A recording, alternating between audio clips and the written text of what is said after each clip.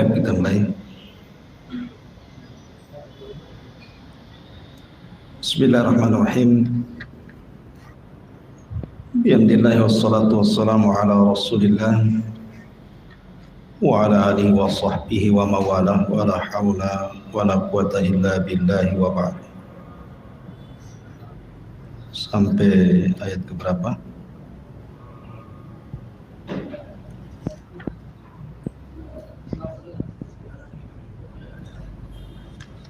Hah?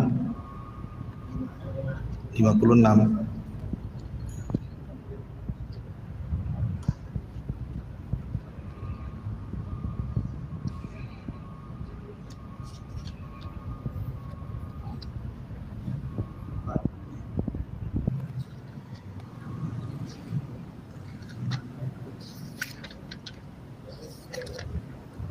Baik.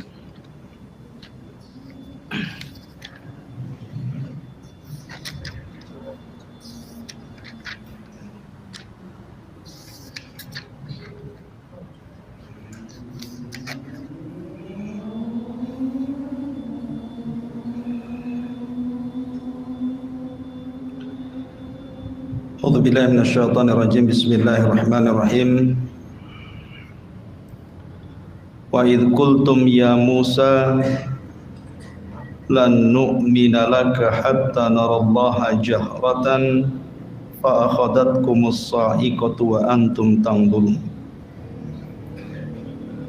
thumma ba'atsnakum min ba'di mautikum la'allakum tashkurun wa dhallalna 'alaikumul ghamama wa anzalna 'alaikumul manna was-salwa kulu min thayyibati ma razaqnakum wa ma zalamuna walakin kanu anfusahum yadhlimun.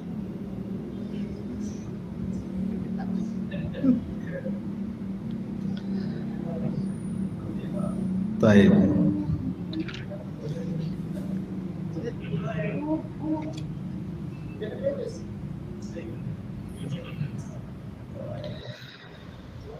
Di sini Allah Subhanahu wa taala berfirman, dan ingatlah ketika kalian berkata, wahai Musa, kami tidak akan beriman kepadamu sampai kamu melihat Allah secara terang-terangan.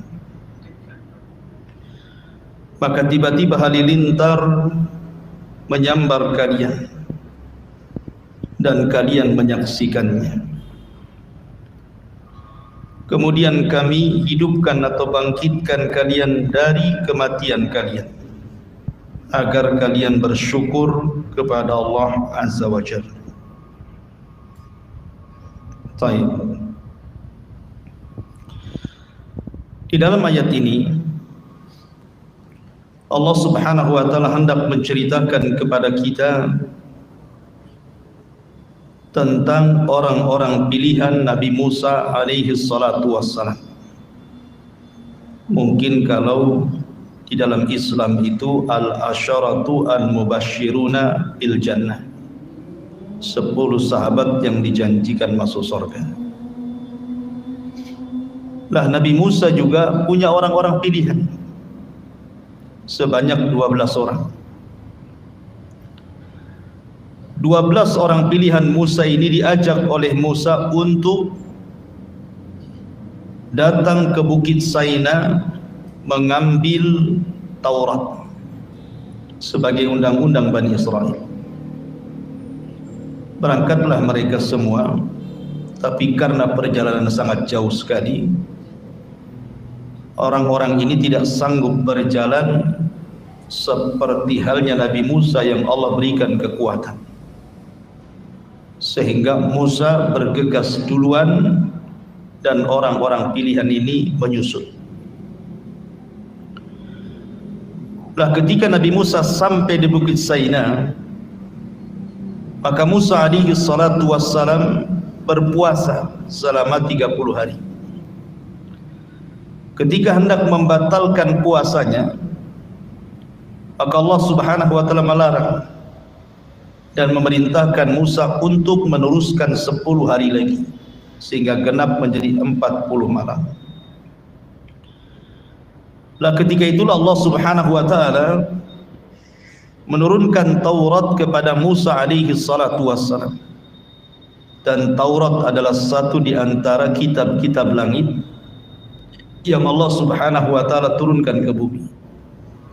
Di sana ada suhuf, di sana ada Taurat, ada Zabur, Injil dan Quran.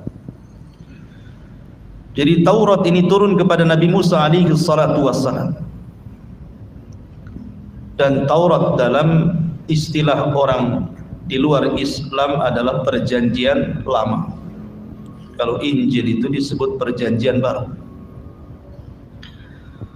Lah ketika Musa sudah mendapatkan papan Taurat itu, barulah kemudian 12 orang pilihan ini baru sampai.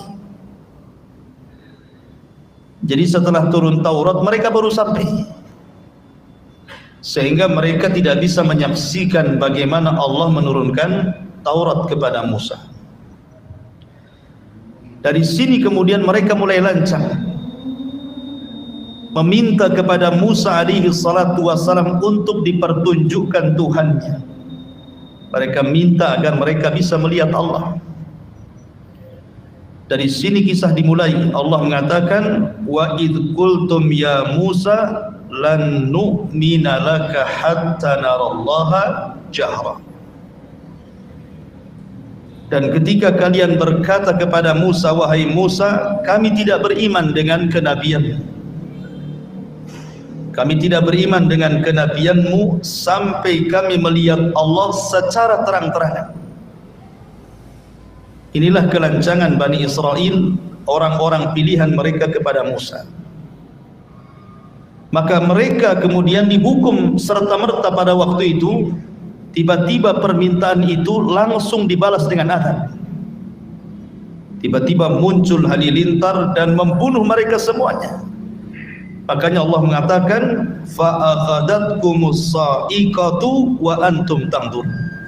Tiba-tiba datang halilintar menyambar kalian dan kalian menyaksikan kematian kalian sendiri. Jadi Allah Subhanahu wa taala turunkan azab kepada orang-orang pilihan Bani Israel karena meminta kepada Musa untuk diperlihatkan Rabb-nya dalam rangka pembangkangan. Sengaja mereka membangkang Nabi Musa, makanya turun azab. Bicara tentang ru'yatullah, melihat Allah Subhanahu wa taala, mungkinkah kita melihat Allah di bumi? Kalau seandainya tidak mungkin, kenapa pula Allah tidak bisa dilihat? Dan kapan kita bisa melihat Allah? Ini pertanyaan-pertanyaan yang harus dijawab. Yang pertama, mungkinkah Allah Subhanahu wa taala terlihat di bumi? Kita katakan mustahil dan tidak mungkin. Bukan Allah Subhanahu wa taala tidak bisa dilihat, tapi pandangan kita yang tidak sanggup melihatnya. Jangankan Allah Subhanahu wa taala yang kita lihat, makhluk Allah Subhanahu wa taala berupa matahari saja. Anda lihat matahari, coba antum pelototi matahari itu 5 menit saja. Apa enggak merah itu? Langsung diinstal tuh maka mata antum. Matahari saja kita tidak sanggup bermenit-menit melihat. Itu baru makhluk Allah. Kalau matahari saja yang merupakan makhluk Allah Subhanahu wa taala tidak bisa Anda lihat, bagaimana Allah Subhanahu wa taala? Matahari itu bukan tidak bisa dilihat, tapi kita tidak sanggup melihatnya. Kita hanya sanggup beberapa menit saja, habis itu silau. Itu terjadi kepada makhluk, maka kepada Allah mimbabil aula, tentu lebih utama dibandingkan kepada makhluknya sendiri. Dan sesuatu yang tidak bisa terlihat bukan berarti bendanya tidak ada. Angin saja, di sini ada kipas berapa ini? Kita bisa merasakan angin kipas ini ke badan kita. Tapi antum bisa melihat bentuk angin yang menerpa badan antum? Kan tidak bisa. Seperti apa bentuk angin itu? Itu pada makhluk. Tapi bukan berarti kemudian kita katakan gak ada angin. Buktinya ada, kan gitu, kita terasa. Jadi bukan sesuatu yang tidak bisa kita lihat itu berarti bendanya tidak ada. Bendanya ada, cuman tidak bisa terlihat. Itu kepada makhluk tuh. Orang kesetrum mati, orang tidak bisa melihat setrum kayak apa gitu. Jadi intinya bahwa tidak sesuatu yang tidak bisa dilihat itu bukan berarti tidak ada bendanya. Ada bendanya tapi tidak sanggup kita melihatnya. Bahkan sekalipun seandainya kita datangkan alat canggih teknologi sekarang yang bisa melihat bakteri-bakteri itu saja terkadang tidak bisa melihat angin dengan alat yang canggih. Padahal itu makhluk Allah Azza wa Jalla. Bagaimana zat yang menciptakannya? Maka tentu tidak bisa dilihat lagi. Dan zat Allah itu ada dan kita bisa rasakan keberadaannya dengan melihat ayat-ayat kauniyah dan ayat-ayat syar'iyah. Ma'asyiral muslimin yang dimuliakan Allah Azza wa Jalla, ditambah-tambah ada riwayat dalam Sahih Muslim, Nabi SAW pernah berkhutbah dan menyebutkan 4 perkara, semua tentang zat Allah. Salah satunya Nabi SAW menyebutnya, Innallaha la yanam wala yanbaghi an yanam. Allah itu tidak tidur dan tidak layak bagi Allah itu tidur. Sebab kalau Allah Subhanahu wa taala tidur, hancur alam semesta ini. Karena bagaimanapun setiap hari Allah itu punya kesibukan. Yang ini diberikan rizki, yang ini dimiskinkan, yang ini dikayakan, yang ini dilaparkan, yang ini dikenyangkan, begitu seterusnya. Setiap hari itu ada kesibukan. Makanya ketika Musa alaihi salatu wassalam bertanya kepada Allah Subhanahu wa taala, apakah Allah Subhanahu wa taala tidur? Maka Allah Subhanahu wa taala mengatakan kepada Musa, berdirilah wahai Musa. Kemudian peganglah 2 mangkuk di kanan, tangan kanan dan kirimu, isi air mangkuk itu. Akhirnya Musa pun mengambil 2 mangkuk, kemudian dipegang seperti ini. Maka Allah katakan, tahan mangkuk itu. Lama-lama Musa ngantuk. Ya, karena kelamaan berdiri, pegang mangkuk itu, ngantuklah Nabi Musa ini. Akhirnya ngantuk, kena siut sedikit, tumpahlah mangkuk itu, kemudian jatuh, kemudian pecah. Maka Allah Subhanahu wa taala mengatakan, ya Musa, kalau diriku ngantuk, maka kondisinya seperti diri. Alam ini akan hancur. Kemudian di ujung hadis Nabi SAW mengatakan, ketika bicara tentang tabir Allah, kata Rasul, wa hijabuhun nur. Dalam riwayat hijabuhun nar. Dan tabirnya cahaya, dalam riwayat tabirnya api. Lau kasyafat, kalau seandainya tabir Allah tersingkap, la akhraqat ma bainas samawati wal ardh, maka akan terbakar, akan hancur antara langit dan bumi. Jadi di sini ada hikmah. Kalau ada orang yang bertanya, kenapa Allah Subhanahu wa taala tidak bisa kita lihat? Ini rahmat dari Allah. Jadi kenapa Allah tidak bisa dilihat? Ini bentuk rahmat, sebenarnya kasih sayang Allah. Sebab kalau seandainya tabir Allah tersingkap, kita ini akan terbakar. Kita ini akan hancur, akan binasa gitu ya. Sehingga dengan ditabirnya Allah dari kita dan tabirnya Allah cahaya ataupun api, menunjukkan bahwa tidak terlihatnya Allah dengan kita itu dalam bentuk rahmat kasih sayang Allah kepada kita. Ketika Nabi Musa alaihi salatu wassalam datang menghadap Allah Subhanahu wa taala dan mengatakan, anzur ilaika ya Rabb, aku ingin melihat wajah. Allah Subhanahu wa taala tidak menolak permintaan Musa, tapi Allah mengatakan, lan tarani, kau tidak bisa melihat. Kemudian sebagai bukti Allah tidak menolak permintaan Musa, bukan hanya mengatakan lan tarani, kau tidak bisa melihatku, Tetapi kata Allah Azza wa Jalla, walakin dur ilal jabal. Kau lihat gunung itu, gunung yang batu isinya itu, gunung Tursina itu. Kau lihat gunung itu. Fa in istaqarra makana fa sawfa tarani. Kalau gunung itu tidak bergeming dari tempatnya, tidak hancur, kalau aku tampakkan kepada gunung itu, engkau akan melihat aku. Apa yang terjadi? Allah berfirman dalam surah Al-A'raf, falamma tajalla rabbuhu lil jabali ja'alahu dakka wa sara Musa sa'iqa. Ketika Allah betul-betul menampakkan dirinya kepada gunung itu, apa yang terjadi? Hancur gunung itu. Gunung itu hancur. Jangankan Allah Subhanahu wa taala memperlihatkan dirinya kepada gunung, seandainya Quran saja turun kepada gunung ini, lau anzalna hadzal qur'ana ala jabalin la ra'aitahu khashi'an mutasaddian min khasyatillah. Mutasaddi, bisa belah gunung itu karena takutnya kepada Allah. Apalagi Allah menampakkan kepada gunung itu, hancurlah gunung itu. Maka gunung itu hancur, Musa kaget dengan ledakannya, kemudian Musa pun pingsan. Falamma afaqa, ketika Musa sadar, dia mengatakan, tubtu ilaika wa ana awwalul mu'min. Aku taubat ya Rabb, aku tidak akan meminta engkau melihat, aku melihat dirimu, dan aku orang yang pertama beriman kepada. Musa saja tidak sanggup melihat Allah gitu. Bahkan orang nomor satu, Sayyidul Anbiya'i wal Mursalin, pemimpinnya para nabi dan rasul, Rasul kita Muhammad sallallahu alaihi wasallam pernah dimi'rajkan sampai ke Sidratil Muntaha dan pernah berdialog dengan Allah tanpa penerjemah. Apakah Nabi sallallahu alaihi wasallam melihat Allah? Tidak. Ketika dilihat, hal ra'aita rabbaka ya Rasulullah, apakah engkau melihat Rabbmu ketika Lailatul Mi'raj, di malam kau dimi'rajkan ke Sidratil Muntaha? Maka Rasul mengatakan, tidak. Nurun inni ara, aku hanya melihat cahaya. Rasul hanya melihat tabirnya saja. Wajah Allah tidak bisa dilihat. Karena sekali lagi bahwa pertanyaan kenapa Allah Subhanahu wa taala tidak bisa kita lihat, itu sebagai rahmat bagi kita.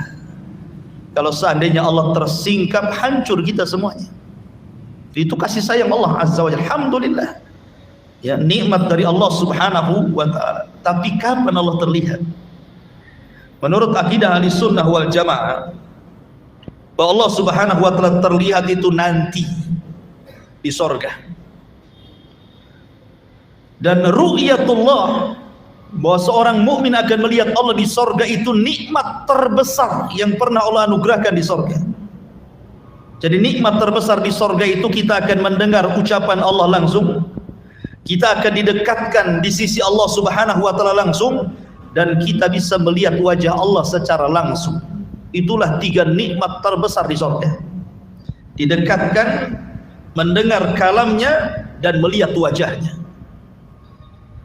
Sehingga Allah Subhanahu wa taala disabdakan oleh Nabi sallallahu alaihi wasallam, innakum satarawna rabbakum kama tarawna lailata badri tamami la tudahuna syai'a. Kata Rasul, kalian kelak di surga akan melihat Rabb kalian seperti kalian melihat purnama, tidak berdesak-desakan sedikit pun. Bukan Allah seperti bulan, tidak. Di sini tasbihnya tasbih ru'ya. Sebagaimana kita melihat bulan tidak berdesak-desakan, nah begitu juga melihat Allah maksudnya. Bukan Allah seperti bulan, bukan begitu. Ya.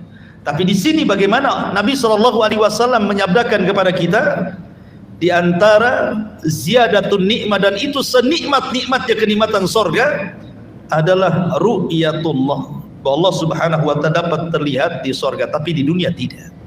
Anda tidak bisa melihat Allah. Makanya kalau ada orang yang mengaku melihat Allah, dustakan walaupun dalam mimpi. Dustakan. Allah tidak mungkin dilihat. La fi yaqadhah wa la fil manam. Baik ketika tersadar ataupun tertidur. Karena akidah Ahlussunnah tidak mungkin Allah terlihat di dunia. Titik. Tidak ada koma lagi. Ya, tidak terlihat di dunia. Karena itu bentuk rahmat Allah kepada kita. Kalau Nabi saja tidak bisa melihat, apalagi kita. Makanya kalau seandainya ada orang mengaku mampu melihat Allah, dustakan itu. Yang dilihat bukan Allah. Bisa saja syaitan, bisa saja jin gitu ya. Sebagaimana yang sering saya jelaskan, Pernah terjadi di Batam ini orang yang mengaku mampu melihat Allah Subhanahu wa taala, dustakan, dia sedang menipu. Ya, dia sedang menipu karena akan bertentangan dengan nas Al-Qur'an dan hadis Nabi sallallahu alaihi wasallam. Kemudian Allah Subhanahu wa taala mengatakan, "Tsumma ba'atsnakum min ba'di mautikum la'allakum tashkurun." Ketika 12 Bani Israel sudah mati di sambar halilintar nih, maka Allah ingin tunjukkan kuasanya kepada mereka. Tsumma ba'atsnakum, kemudian kami bangkitkan kalian. Min ba'di mautikum, setelah kematian kalian, la'allakum tashkurun, agar kalian bersyukur. Dan ini dalil bahwa Allah Subhanahu wa taala kuasa untuk membangkitkan manusia pada hari kebangkitan. Di dunia saja Allah bisa membangkitkan orang mati, apalagi kelak pada hari tiupan sangkakala yang kedua, maka Allah lebih qadir, lebih sanggup lagi menghidupkan setelah kematian. Karena dahulu di zaman permulaan dakwah Rasul, orang-orang jahiliyah itu mengingkari adanya berbangkit. Mereka mengingkari, enggak mungkin lagi kita dibangkitkan. Innama wa ma yuhlikuna illa dahr. Yang menghancurkan kami ini waktu. Tidak mungkin orang itu akan dibangkitkan lagi. Yang disebut dengan kelompok Dahriyah itu, yang sekarang disebut dengan ateis gitu kan. Mereka mengingkari adanya kebangkitan. Di sini Allah Subhanahu wa taala mengatakan tsumma ba'atsnakum, kemudian kami bangkitkan kalian. Maksudnya di dunia, bukan di akhirat. Dan kisah Allah membangkitkan dari kematian di dunia ini dalam surah Al-Baqarah saja banyak. Salah satunya di sini kan, Allah menghidupkan 12 orang pilihan Bani Israel ketika meminta untuk diperlihatkan Allah disambar petir kemudian mati dan dihidupkan kembali. Ini kisah yang pertama. Kemudian kisah yang kedua, kisah Al-Baqarah sendiri. Kisah Al-Baqarah, kisah sapi betina. Ketika ada orang kaya mati, kemudian Bani Israel datang kepada Musa supaya diberitahu siapa pembunuhnya. Maka Musa mengatakan, sembelilah seekor sapi betina. Tapi karena mereka banyak cincong, banyak ngomong, banyak tanya, dipersulitlah mereka untuk mencari sapi betina. Tapi di ujung cerita mereka bisa membeli sapi itu walaupun dengan susah payah. Kemudian Musa memukulkan sebagian dari badan sapi itu, hidup lagi orang kaya ini. Kemudian Musa bertanya, man qatiluk, siapa pembunuh? Kemudian orang ini lirik, tuh yang bunuh saya. Habis itu mati lagi. Ya, jadi ini kisah yang kedua. Kisah yang ketiga, kisah Nabi Uzair. Uzair tidak diwafatkan. Uzair itu cuma ditidurkan 1 abad. Ditidurkan 100 tahun. Pembahasannya bukan di Uzairnya, bukan, tetapi di keledainya. Dia kan bawa keledai, kemudian bawa makanan dan minuman. Makanan dan minumannya tidak berubah sama sekali. Padahal sudah 100 tahun tuh, tidak berubah sama sekali. Minumannya yang nggak basi, makanan yang nggak basi gitu ya. Masalahnya keledainya sudah mati. Jadi keledainya itu sudah hilang, sudah tinggal tulang belulang saja, daging kulitnya entah kemana gitu. Namanya keledai diikat. Sementara Uzair tidur 100 tahun. Siapa yang ngasih makan, matilah kan itu. Nah, coba kalau antum tidak percaya, ikat kambing 100 tahun dan kasih makan. Nanti tinggal tulang-tulangnya saja kan gitu.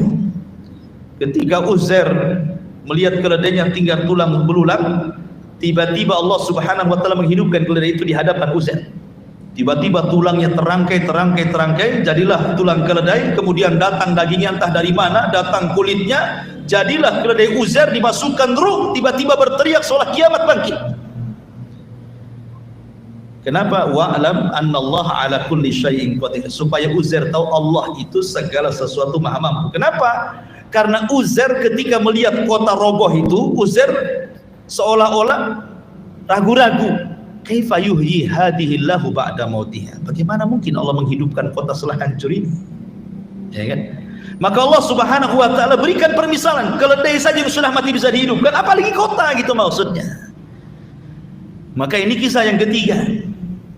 Kemudian kisah yang keempat, kisah ketika Bani Israel terkena taun.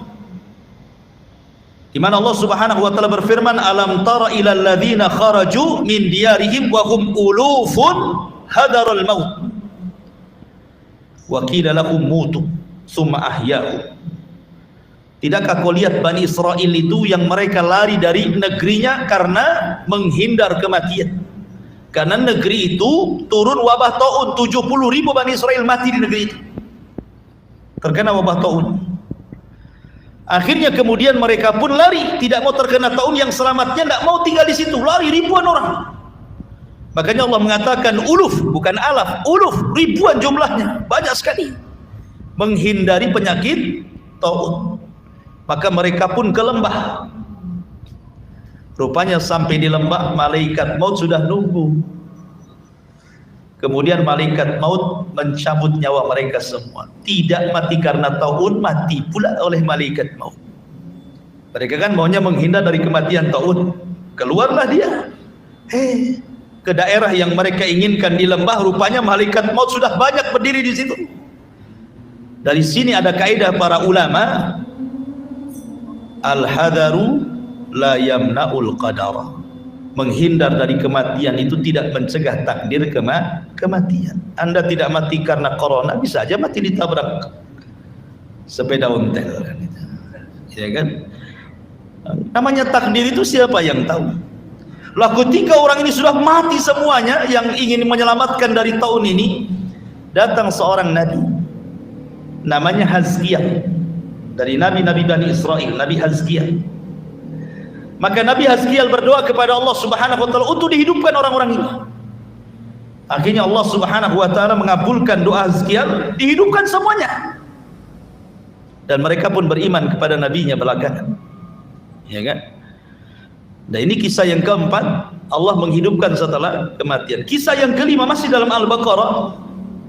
Kisah Nabi Ibrahim alaihi salatu wassalam. Ketika dia bertanya kepada Allah, kaifa tuhyil mauta, bagaimana engkau menghidupkan dari kematian ya Rabb? Maka Allah mengatakan, ya Ibrahim, ambil 5 unggas jenis burung-burungan, entah ayam, entah apa yang bisa terbang lah, burung apa gitu kan, 5 unggas, kau potong-potong, kau potong kecil-kecil, dari paha, dari sayap, dari kaki, dari semua kau potong-potong semuanya. Potong-potongannya itu kau letakkan di semua gunung-gunung sana. Kau pegang kepalanya satu-satu. Jadi Ibrahim hanya megang kepalanya saja. Badannya sudah dipotong-potong, sudah disebar di mana-mana bukit, di mana-mana gunung tuh. Maka Allah mengatakan, "Summad uhunna ya'tinaka sa'ya." Kau panggil tuh badan-badannya tuh. Maka Ibrahim memanggil badan-badannya itu. Tiba-tiba melesat badannya dari semua bukit dan gunung, dan tidak ada yang salah dengan kepalanya. Yang ayam ya tidak gabung dengan merpati, ya, ayam dengan ayam juga gitu ya. Jadi persis nyambung dengan binatang yang dipotongnya. Lah dari 5 kasus ini, termasuk di sini, summa ba'atsnakum min ba'di mautikum la'allakum tashkurun, bahwa kalau Allah sanggup menghidupkan dari kematian di dunia, maka Allah sanggup akan menghidupkan manusia di akhir. Maka jangan pernah mengingkari hari kebangkitan. Allah sanggup menghidupkan di dunia. Bagaimana pula Allah Subhanahu wa taala tidak sanggup menghidupkan di akhirat? Ya. Karena Allah Subhanahu wa taala itu ala kulli syai'in qadir. Atas segala sesuatu maha mampu. Kemudian Allah Subhanahu wa taala mengatakan, wa dhallalna 'alaikumul ghamama wa anzalna 'alaikumul manna wassalwa. Dan kami naungi kalian dengan awan, dan kami turunkan kepada kalian al-manna dan salwa, makanan man dan juga salwa. Kulu min thayyibati ma razaqnakum, makanlah apa yang kami rizkikan kepada kalian. Wa ma zalamuna, dan mereka tidak mendolimi kami, walakin kanu anfusahum yadlimun, mereka lah yang mendolimi diri-diri mereka sendiri. Jadi begini kisahnya, ini kisah lain. Jadi Bani Israel ketika mereka sudah sampai di perbatasan kota Ariha, Ariha itu kota tertua di dunia. Setelah Ariha itu Baitul Maqdis. Jadi pasukan Nabi Musa itu tidak bisa masuk ke Baitul Maqdis kecuali harus melewati satu kota yang disebut dengan Arihah namanya, kota tertua di dunia. Sementara orang-orang di Arihah itu sudah dikuasai orang-orang Arab dari keturunan kaum Ad. Sudah ada orang-orang Amalika di situ. Jadi keturunan kaum Ad sudah menguasai Arihah. Sementara Nabi Musa tidak bisa ke Baitul Maqdis kecuali harus menyerang Arihah. Kalau tidak diserang Arihah, maka mereka tidak akan berhasil masuk Baitul Maqdis. Maka Nabi Musa alaihi salatu wassalam kemudian mengutus orang-orang pilihan yang 12 tadi itu, yang minta diperlihatkan Allah, kemudian disambar petir itu, kemudian mati dihidupkan lagi. Maka Musa mengutus 12 orang ini, kemudian disuruh mengintai seperti apa kekuatan orang-orang Amalikoh itu, orang-orang Arab, orang-orang keturunan kaum Ad yang menguasai Arihah itu. Kaget bukan kepalang, rupanya orangnya besar-besar, raksasa-raksasa, orang itu badannya gede-gede gitu, sementara Bani Israel kecil-kecil ya. Jadi akhirnya kemudian 12 orang ini melaporkan kepada Musa, kayaknya kita tidak bisa menang. Mereka kaum yang banyak, besar-besar, raksasa badannya, kita ini kecil-kecil mau lawan mereka, katanya. Gimana kita akan menang? Kata Musa, kalian jangan menyebarkan berita ini kepada pasukan Bani Israel, nanti mereka ketakutan. Simpan rahasia ini. Rupanya dari 10 orang itu, dari 12 orang ini, 10 orang malah bercerita ke sana kemari. Akhirnya ketakutanlah pasukan ini. Yang 2 orang ini yang tidak bercerita, salah satunya adalah Yusha ibn Nun, dan satunya saya lupa namanya, tidak bercerita. Ini yang memegang amanah Nabi Musa alaihi salatu wassalam. Makanya nanti Yusha ibn Nun akan menjadi penerus kenabian Nabi Musa, karena dia orang yang dipercaya Musa dan pemegang amanah. Tapi yang 10 orang pilihan ini cerita ke orang-orang, kita akan menghadapi kaum yang kuat, yang raksasa, yang ini. Takutlah akhirnya pasukan Bani Israel. Ketika Musa alaihi salatu wassalam betul-betul ingin menggerakkan pasukan Bani Israel, berkumpulah mereka di hadapan Musa dan mengatakan, ya Musa, kami sudah tahu kekuatan mereka, kami tidak akan menang. Kalau engkau ingin perang, wahai Musa, idhab anta wa rabbuka faqatila innaha huna qaidun. Kau berangkat sendiri, ajak Tuhanmu perang berdua, kami duduk di sini, kami akan nonton siapa yang kalah, siapa yang menang, katanya. Kami tidak sanggup. Nah, kalau mau perang sendiri, katanya. Dari sebab itulah maka Allah Subhanahu wa taala turunkan azab kepada mereka, berupa mereka diletakkan di bumi itu, mereka tidak bisa keluar karena mereka tidak mau diajak jihad, tidak mau membebaskan Baitul Maqdis, tidak mau melawan orang-orang Amalika yang menguasai Arihah. Akhirnya Allah Subhanahu wa taala azab mereka dengan cara apa? Arba'ina sanatan yatihuna fil ardi. 40 tahun mereka linglung di situ, tidak bisa keluar. Sementara mereka tinggal di padang pasir.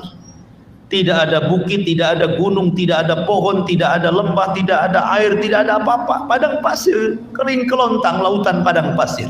Apa yang mau dimakan? Apa yang mau diminum? Tidak ada naungan di atas kepala. Sementara mereka tidak bisa keluar.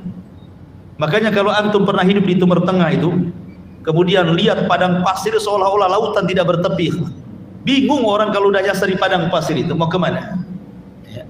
Jadi mereka linglung, nggak bisa kemana-mana karena padang pasir semuanya. Makanya disebut arduti dalam bahasa kita, negeri linglung.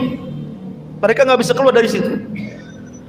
Lah ketika mereka tidak bisa keluar dari situ, dan itu akibat mereka tidak mau diajak jihad, mulailah mereka meminta kepada Musa alaihi salatu wassalam makanan. Musa, kita di padang pasir, apalah yang kita akan makan? Mintalah kepada Rabbmu makanan untuk kami. Maka Musa alaihi salatu wassalam memintakan kepada Allah, turunlah manna dan salwa. Itulah makanan mereka di padang pasir. Ada yang mengatakan manna itu umum. Bahasa Arabnya manna itu diambil dari manna yamunnu. artinya karunia, artinya apapun yang dihajatkan oleh Bani Israel disediakan. Oh enak kan? Antum minta roti tidak ada, martabak ada, roti canai ada, apapun yang kita mau ada. Itu namanya manna yamunnu gitu, kalau diartikan secara bahasa. Tapi ada juga yang mengatakan manna di sini artinya semacam burung. Jadi burung itu ya semacam unggas lah, ayam, mentok, pokoknya unggas-unggasan burung-burung terbang. Tinggal tunjuk saja jatuh, tinggal makan. Ya. Kemudian salwa itu berupa buah-buahan yang ada minumannya. Kalau diminum rasanya seperti madu. Itulah manna dan salwa. Jadi luar biasa Allah berikan anugerah kepada mereka makanan langsung turun dari langit. Manna dan salwa. Tapi mereka ingin minuman. Maka Musa alaihi salatu wassalam memukulkan tongkatnya di batu, keluarlah 12 mata air. Itulah minuman mereka di negeri itu. Kemudian mereka mengatakan, Musa panas, nggak ada payung, nggak ada pohon, panas. Maka mereka mengatakan, ya Musa, lindungilah kepala-kepala kami dari matahari. Dari sini Allah katakan, wa dhallalna alaikumul ghamam. Kami berikan kepada kalian naungan awan. Oh, enak kurang apa kan? Mereka sudah tidak lagi terkena sinar matahari, sudah ada awan yang menaungi kepala mereka. Sudah ada makanan manna dan salwa, sudah ada minuman mata air. Kurang apa? Itu nikmat dari Allah Subhanahu wa taala. Sehingga Allah mengatakan, "Kulu min thayyibati ma razaqnakum." Tinggal makan kalian dari yang baik-baik yang kami rizkikan kepada kalian. Wa ma dhalamuna walakin kanu anfusahum yadhlimun. Mereka tidak mendolimi kami, tapi mereka mendolimi mereka sendiri. Kenapa? Karena mulai kurang ajar kepada Musa alaihi salatu wassalam. Apa kurang ajarnya? Wa idh qulna dkhulu hadhil qaryah. Ya. Dan ketika mereka masuk ke sebuah negeri, ini diantara bagaimana Bani Israel ini kisah lain lagi ya, kisah lain. Tetapi nanti kisah yang nyambung dengan kisah Al-Baqarah 57 ini adalah Al-Baqarah 61. Itu nyambung tuh ayatnya nanti kisahnya. Jadi antara ayat 57 ke 61, itu nyambung. Kita baca 61-nya baru kita naik ke atas. Wa id qultum ya Musa lan nasbiru ala ta'ami wahid.